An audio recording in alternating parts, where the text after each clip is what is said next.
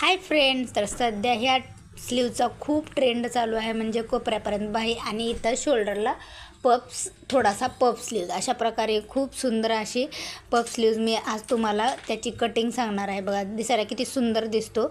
अशा प्रकारची कटिंग करण्यासाठी मी इथं ना 4 फोल्ड अस्तरचा कपडा घेतलेला आहे आणि बाहीची उंची ही 11.5वरती टाकलेली आहे. तुमची जे असेल ते तुम्ही टाकू शकता. आता 11.5वरती मी उंची टाकून दंडाचा घेर टाकणार आहे. दंडाचा घेर 5 आणि 1.5 इंच अशा प्रकारे टाकलेला आहे.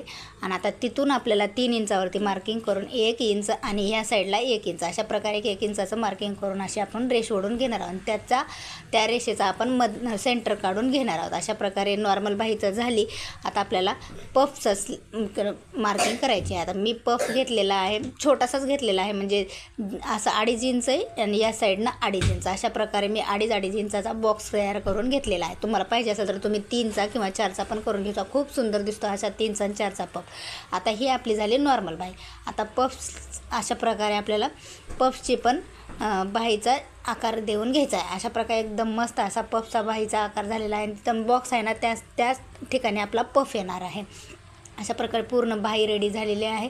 आता बाहीची कटिंग पण मी तुम्हाला दाखवणार आहे. अशा प्रकारे पूर्ण बाही आणि पफ किती सुंदर आलं. नॉर्मल बाही आणि वरचा पफ अशा प्रकारे खूप सुंदर असा आलेला आहे. तुम्ही पण अशा प्रकारची बाही कटिंग करून स्टिच करून पहा. खूप सुंदर असा पफ येतो. माझा तर किती सुंदर आला आहे बघा. अशा प्रकारे कटिंग करून बघा. चला बाय.